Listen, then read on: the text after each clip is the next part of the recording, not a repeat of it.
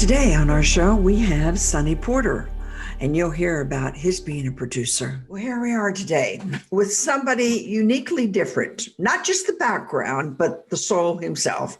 This is your Dr. Susan Stafford, and we're out of the box with Sonny Porter. Hi, Sonny. How are you? I'm better than most. I'm going to embarrass myself by saying I do not know how to pronounce Elziroy. Well, you got to spell it right. It's Elziroy. Elziroy. Okay, that is really your name. That's really my name. My dad was named Elziroy too. I'm Elziroy Jr. What's it stand for? I've never heard it before. Well, I've never really questioned it or anything. I always liked the sound of it myself. You know, well, it's different. Do it, and but maybe that's why they nicknamed me Sonny. See, Sonny came actually. I had 4 sisters that were older than me, and then I have 2 brothers that are younger.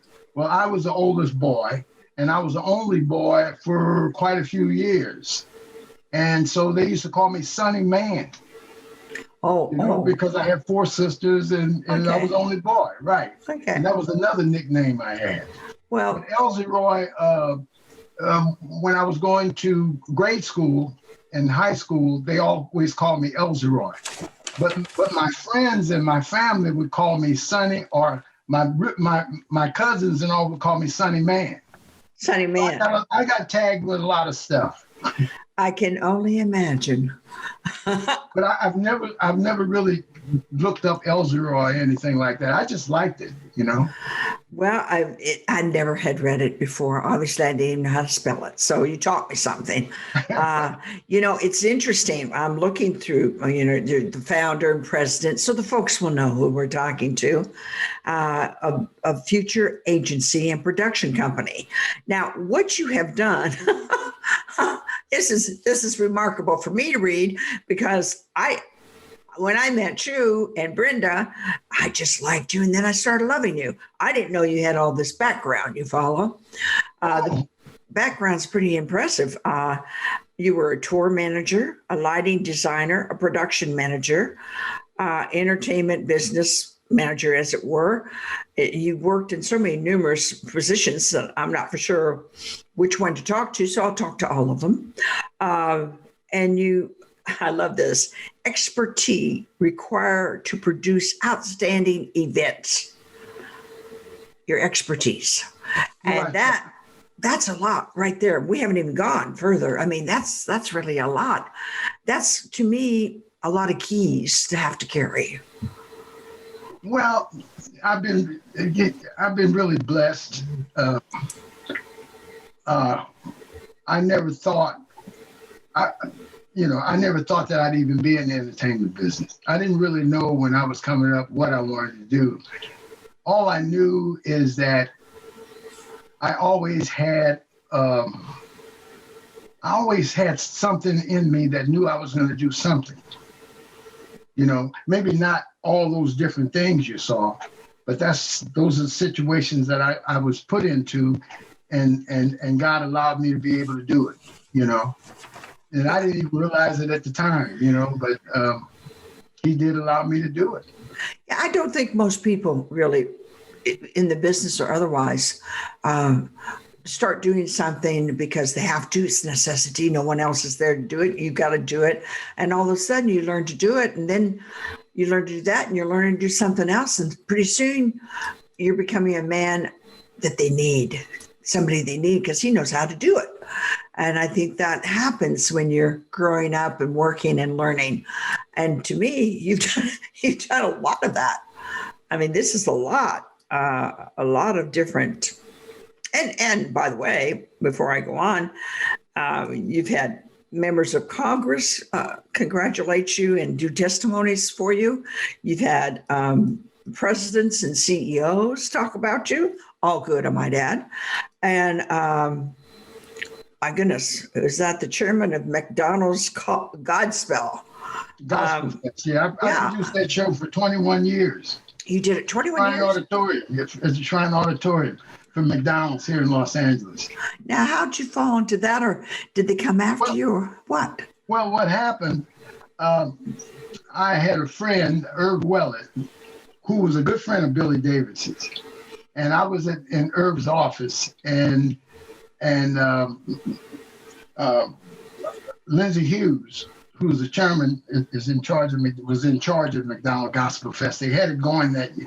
This was back in the 1980s, and they had it going. And Lindsay was in Irv's office, and we got to talking. And then Lindsay found out from Irv that I was an event producer, And so he was the show had been going for like 2 years, but he wasn't happy with the producers that he had, and Lindsay suggested that he talk to me.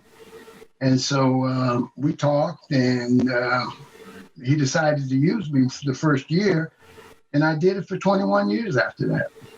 Must have been good for him to keep wanting you to come back. Yeah, well, I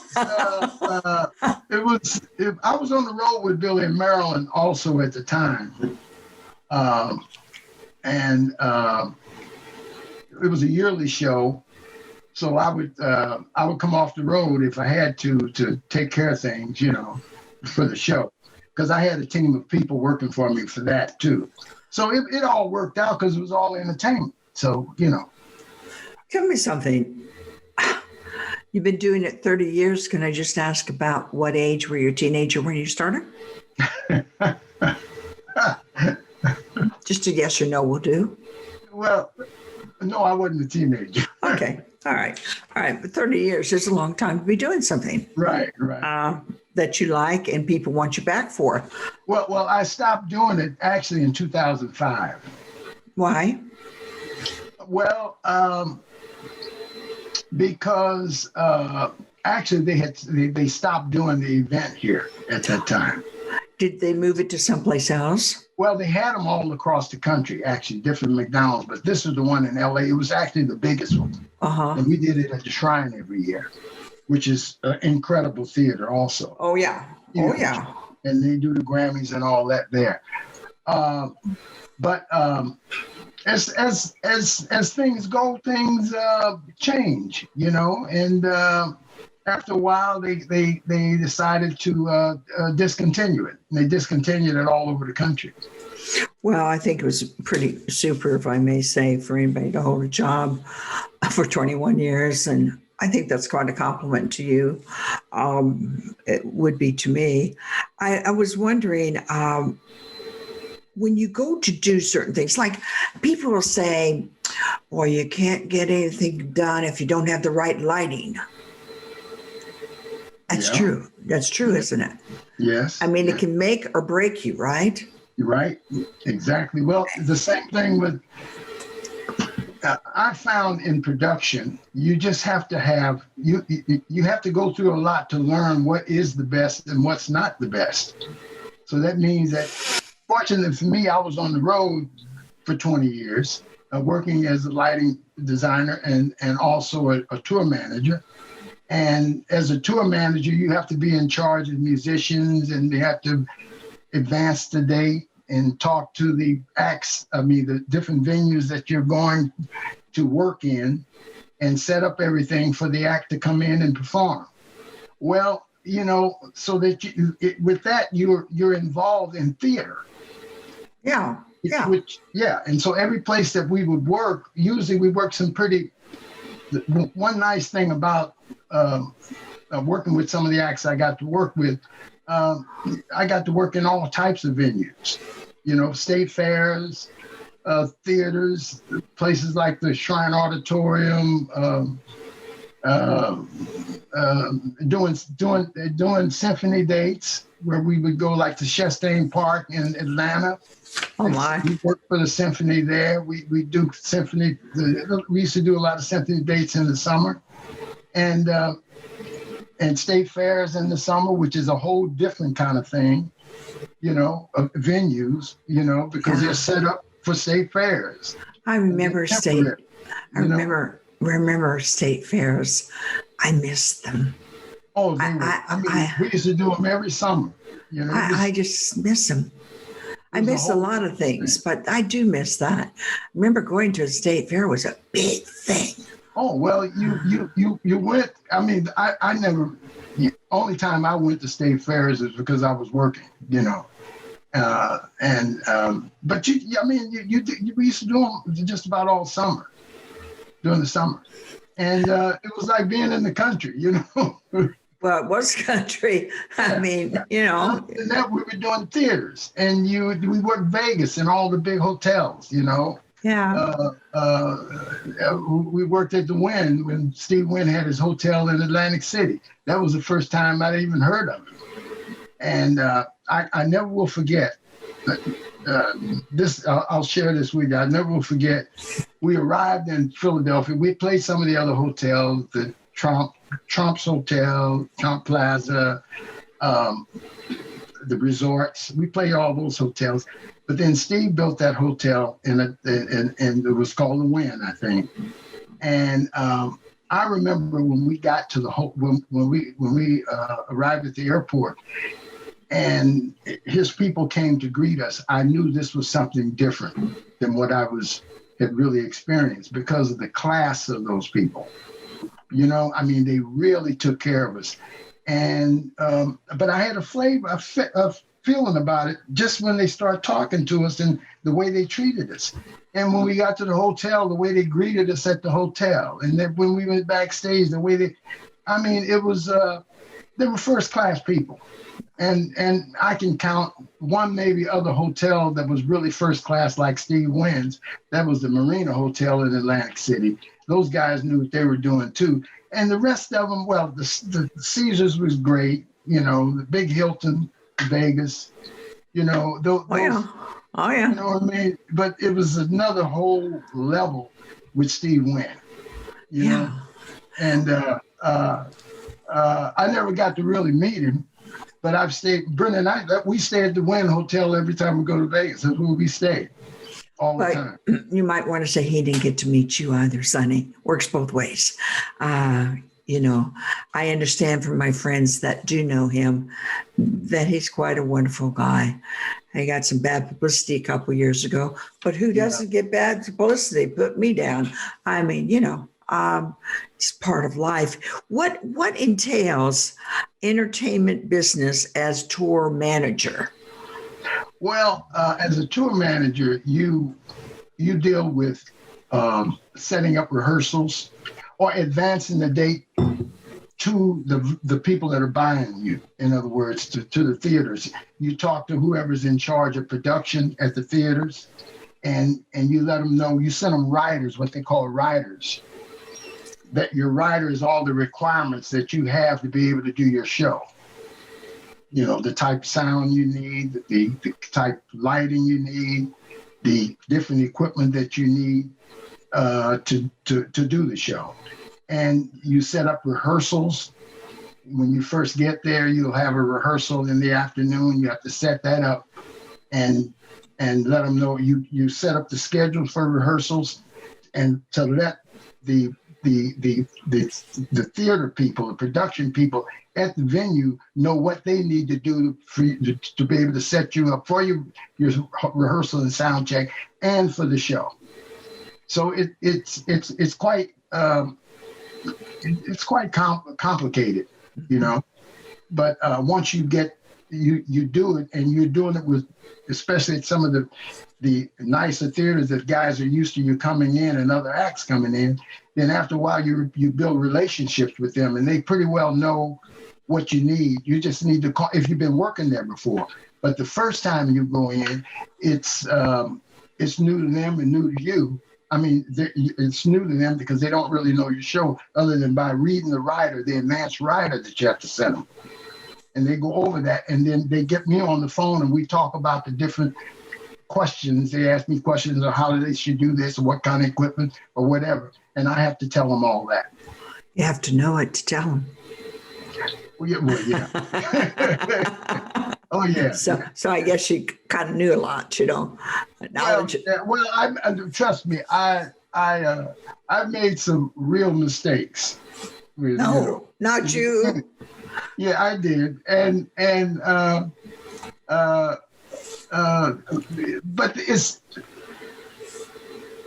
the problems that help you grow. True. You know what I mean?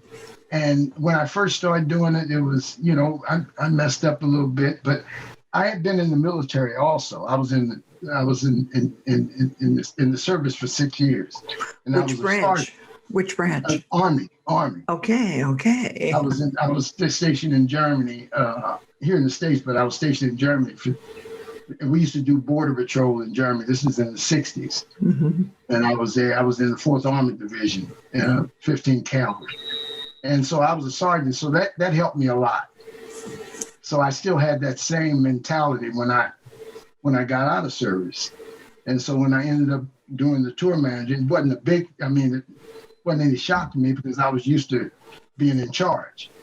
So that helped a lot. That helped a whole lot. Yeah, it all helps, especially when you somehow along the way fall down and have to get back up. It has taught me more than most things, get back up, Well, the thing is, how do we learn? We learn from problems and solving them and moving through them. And, that's where, to me, God comes in, because I think that he, what they call, orchestrates things for you and set them up for you to be able to go through these things, and he guides you. And a lot of times you don't know it most of the time, but in all effect, the things that you learn, he wants you to know for his purpose. You see? Yeah. I'm wondering. I'm wondering, maybe you can answer this question or work it out with me and teach me. Either or, I don't care. When does somebody start looking up and realizing that there's a God that's helping them? Is it just different for everybody, you think? Well, I know with me, the way I grew up in St. Louis, we didn't have much. And I've always been a person of knowing that there was hope. And I learned being very young. I used to sell papers, and I used to sell bottles, and I used to work a lot of odd jobs because of how I grew up in my family, Once I figured out that, that there were problems in my family, and I saw that I wasn't in charge of that, then this was me as a kid. I figured out, hey, well, I can't depend on them, so I'm going to have to figure this out myself. And I started figuring out how to sell papers, figuring out how to make it a business, figured out, how to work at the drugstore, work at the grocery store, all the handy things you could do as a kid to learn. And I still stayed in school, and I had really good friends, and I had good mentors, not necessarily my family, but other people that saw something in me, You see. And they would, what we used to say, but the older guys used to come up to you and say when I was growing up, if they saw me doing something wrong, they, come here, Sonny, let me pull your coat, And they tell me things that I need to do or that I shouldn't do, but they pull my coat, they say, Yeah. And I said, oh, okay, but they did it because they saw something in me. Some of the kids did things and they wouldn't say anything because they didn't see nothing in them. No, I think actually it's a compliment when they take time and attention for you. They took time and attention for you. It really was, because I had a few of them that, that I knew just about all my life. And when I go back to St. Louis, I'd always go by and see those people and let them know, that I didn't forget them. I forgot you're from St. Louis, I should have known with Billy being from St. Louis. And I was raised, I don't know if you remember my telling you, but you like to talk about from whence you come. I was raised in Rolla, Missouri. Wow. I never heard of the place. You never heard of it? No, no, no. No, it's about 2 hours from St. Louis. It's where the Raw School of Mines is, and we had Oh, restaurants there. oh. And then you go a little further, you go to Fort Leonard Wood, Army. But I was stationed in Lindenwood for Were about you? a week and a half, I think. Yeah, they say it's not So nice. I hear it's not nice. I didn't say that long, really. I said they had me come in and they gave us our uniforms and stuff, and then they shipped me to Fort Benning, Georgia. Oh, that's worse. Well, yeah.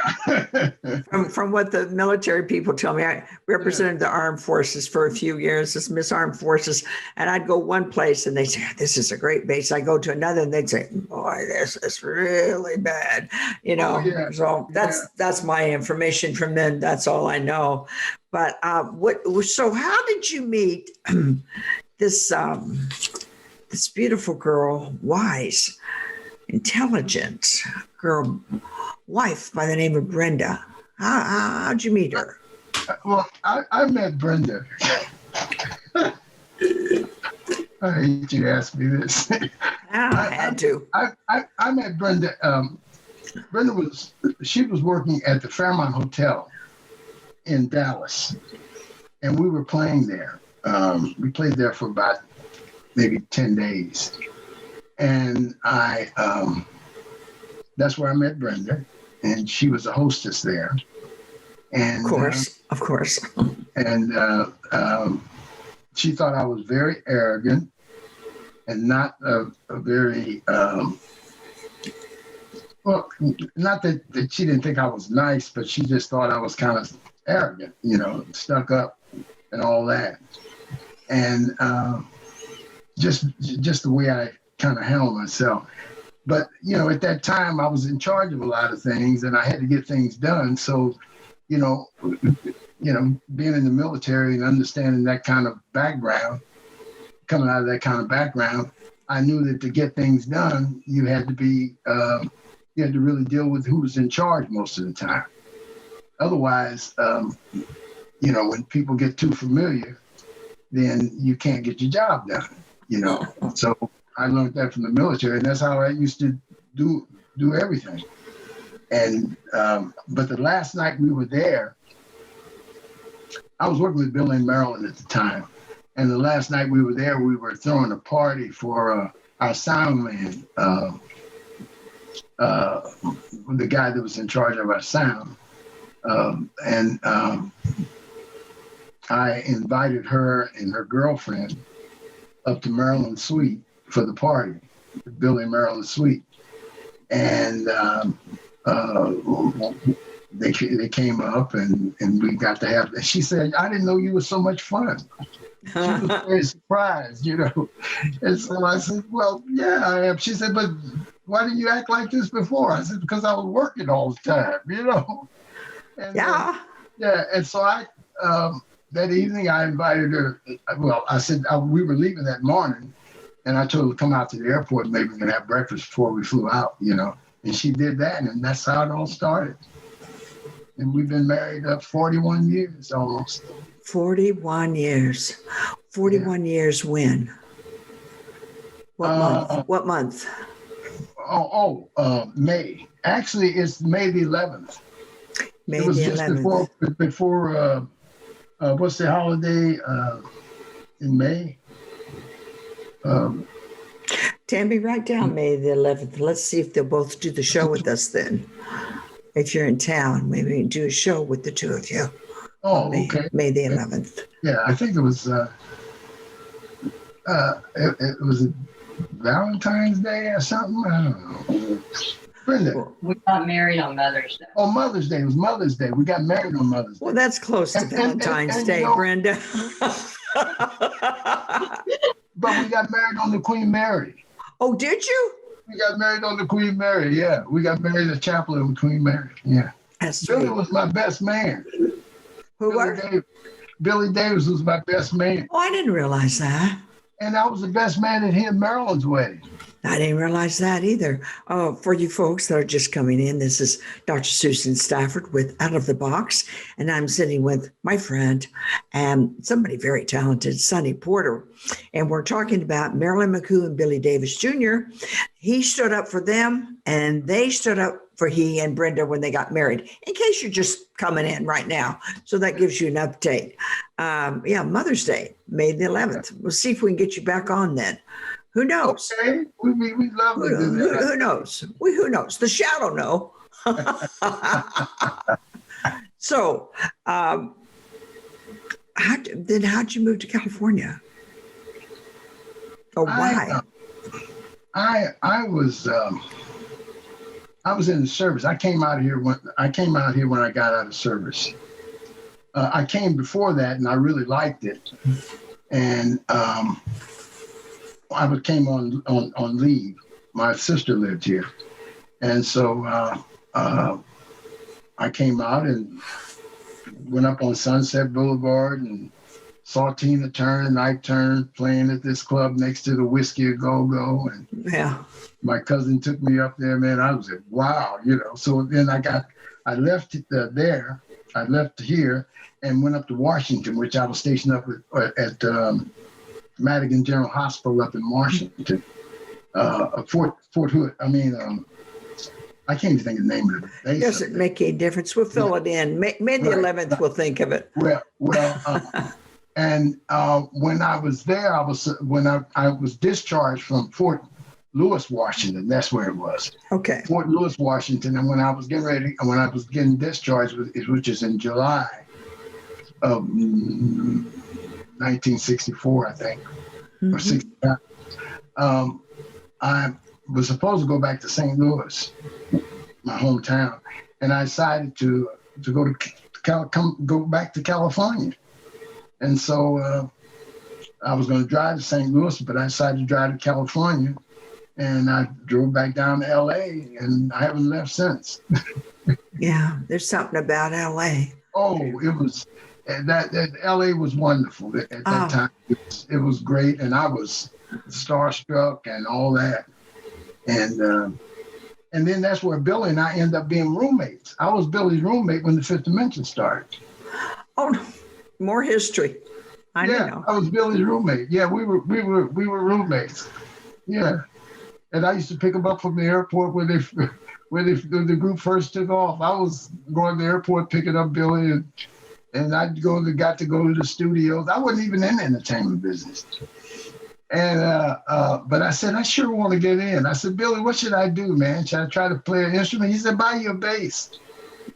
Buy you a bass. Do this. I went out and bought a bass, and I ended up in some groups and all that. I was a musician and singer and all that. Yeah. What? Oh, well, you covered so much, but see, like when I went out to LA, this sounds so corny, but I'm going to tell you anyway. All I could think about were the palm trees. I just thought the palm trees were just the epitome, and the swimming pools. But that's because you came out and you went straight to Beverly Hills. Yeah. Well, not exactly, but as the crow flies. Sorta. As the crow flies, yeah. But I was really, I would call my mother and say, Mama, you should see these palm trees. I just was fascinated with such beauty. It's so beauty. And we're praying for California, as you know. We're praying that all these things will pass. God says they'll pass, and we who believe in the Lord Jesus Christ know that they will pass because we're on the same team, And also, California's been here a very long time. Yeah. I don't think it has any intention of changing. I don't think so. Now, you folks, you and Brenda go to a church where I started when I first came and crawled to the Lord, which is Church on the Way. And that's your church, isn't it? Yeah. With Pastor Jack Hayford at the time. Right. Exactly. And that really started me on my way. I was I say it, I don't know how good it is to say it, but became a born again Christian that should have been locked up for the first year, because I want everybody to become a born again Christian, I know what you mean. I mean, I just figured, I don't know. I want everybody to have this joy and happiness and strength, I'm sure they wanted to lock me up. So, how long have you been at that church? Actually, we were there. I have to check with my wife, really, but we were there. Actually, Billy and Marilyn got us to go to that church. Did they? Yeah, and matter of fact, Billy and Marilyn really got us to go into church. Right. They were at Philip Ingram's church.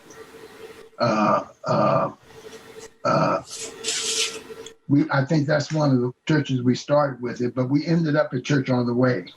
And we went there for quite some time. And then Frank Wilson started a church. Oh, yeah. Yes, Mm-hmm. yeah. Mm-hmm. And he left the church that he was going to, which I can't remember the one. And Billy and Marilyn and Frank were really good friends. Bunny, they were really good friends. And as a matter of fact, Frank produced a few things on Billy. And Billy knew Frank from being at Motown. Frank was a producer at Motown also. Oh, yeah. Mm-hmm. So we ended up going to Frank's church, and then, Frank passed away and everything changed there. So we went back to we stayed with the new pastor at Frank's church, but it wasn't the same. And so we ended up going back to Church on the Way, and we've been there ever since. Well, I think it's a good church. We were at Church on the Way probably 15 years or something. Yeah. Usually once you go, if you like it like I did, you stay for a long time. And I've gone back a few times when I'm in California. But it's like anything. When some people change, you change with the person. And I think we have church hoppers, and then we have people who are just looking and seeking more. But I think from what I understand, Frank Wilson was one of an exceptional human being. And so you would miss that naturally. You would never miss that. And so I understand, a little bird told me last week,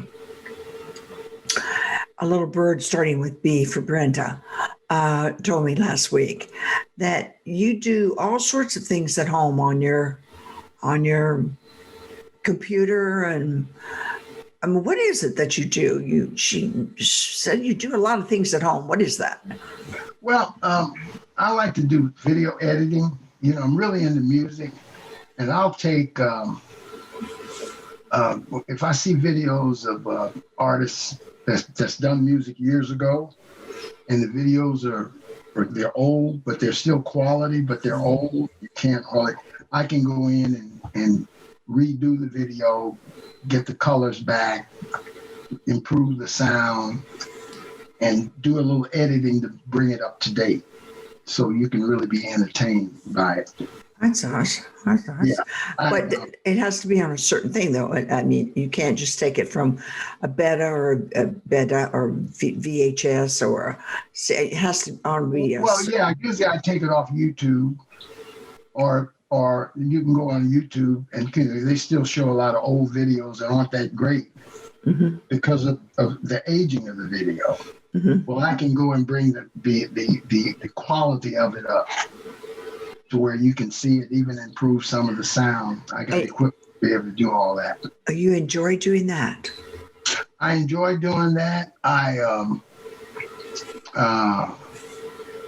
Especially music videos, even historic videos that are old.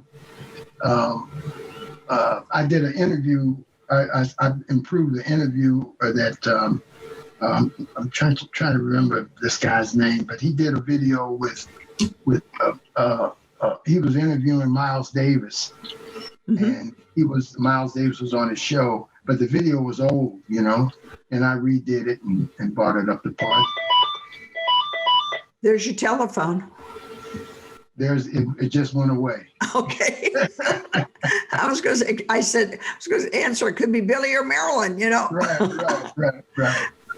So I enjoy doing that. Yeah. One thing, I'm in an organization called Menformation. How I really got into this, I'm involved in an organization, and I've been involved in that organization for like the last 11 years. And they needed someone to video the meeting at the Boys and Girls Club. That's where we always met with the boys at the Boys and Girls Club in South Central. And they needed someone to video the meetings. And that's how I got into it. I bought a camera, bought all the equipment, and that's how it all got started. And I went to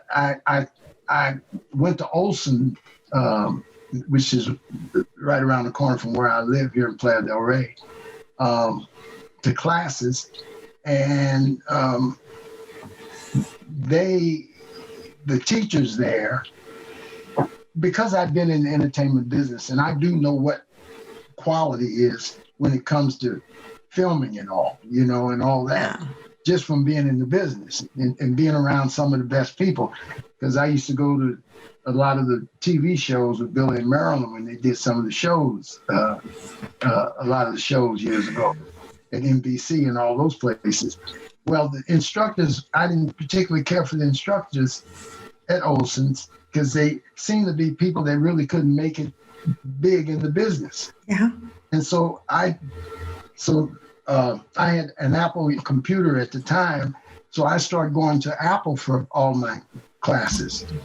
And that was just a godsend because they're excellent people, and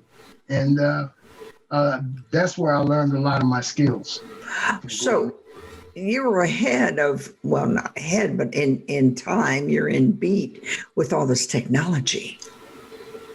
Yeah, it's not hard for me because you got to remember my background. I mean, I worked with some of the best people. I used to go to all the television shows with Billy and Marilyn. And so I got to see and meet and talk to and do things with, a lot of people over the years. I did an event for Paramount. I can't remember what year it was, but we had 3 stages. And I used the solid gold dancers on. It was a 3-day event. I used solid gold dancers, and Thelma Houston was on it, and some of the acts out of Vegas,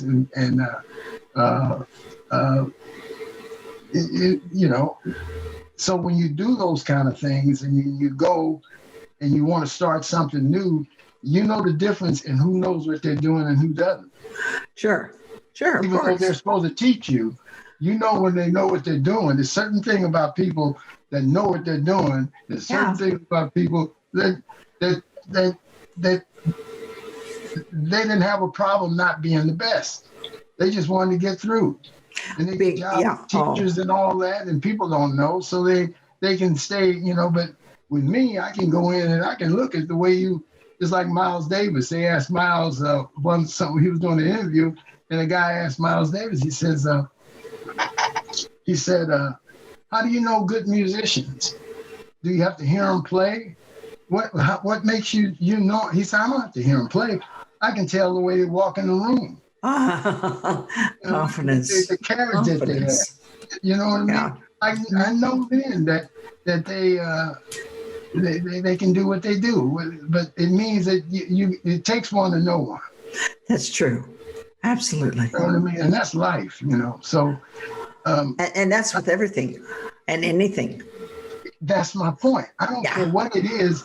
It's the difference in a person that walks in with a certain amount of confidence and a certain amount of flavor about them. I'm going to tell you a story. I did a show with Thelma Houston. This was years ago. And I'm not going to go into the thing, but it ended up we were having some problems with the music. with the people that, when we did the shows, they said that they were going to play. We have allowed them to supply the band. And when we did the rehearsal at the hotel, the guys couldn't do the music. It just wasn't working. So I asked Thelma, I said, did you bring any tapes with you just in case you have to sing live the track? She said, yes, I always do that. I said, so, because, this is not working with these guys. So I said, tomorrow we'll go over to because it was for the 100 Black Men, and they were doing it at the downtown at the convention center. Yeah. And so it's a huge event. And so we get over to the theater, and I still have the guys come over that rehearsed with us that night before at the hotel.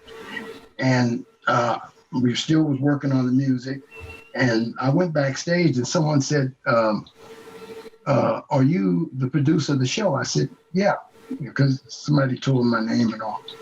He said, I heard you need a band. And I said, oh. He said, well, we're the best band. And it was in Jackson, Tennessee for New Year's. He said, we're the best band in Jackson, he said.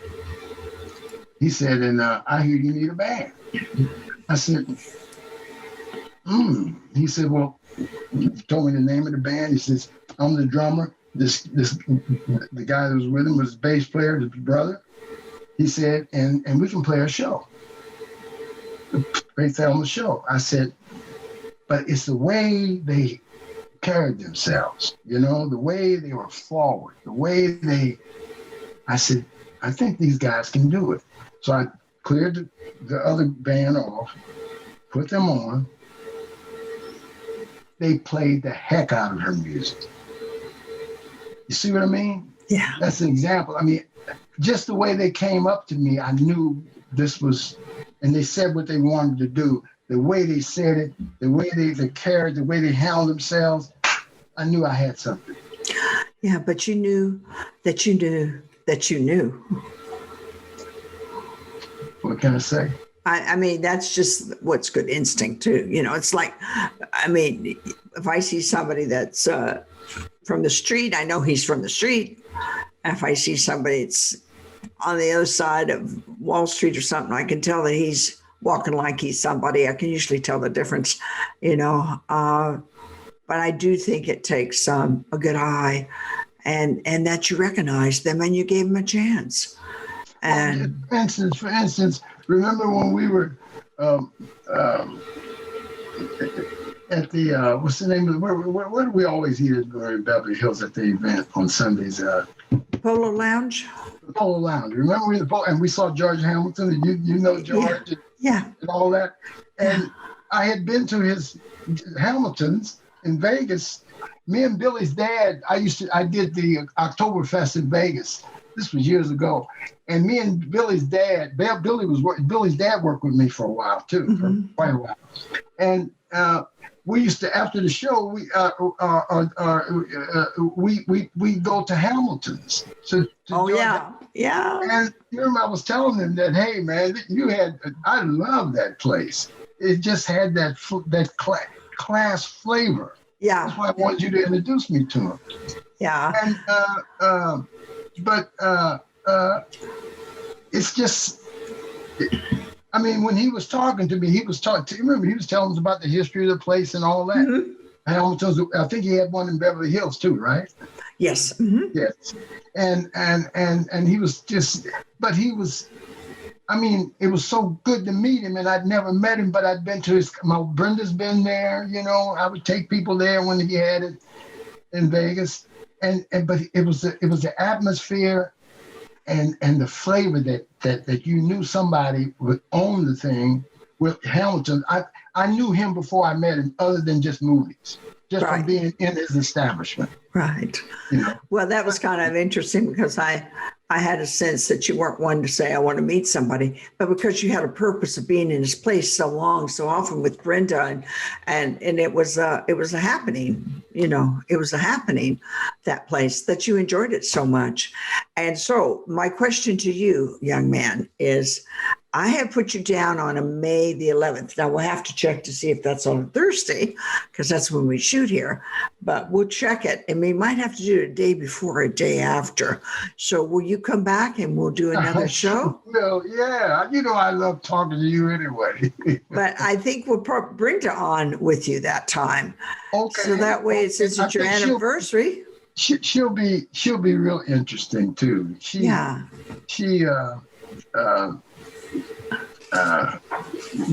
always says that's my better half. What can I say? Listen, and the two of you are strong together.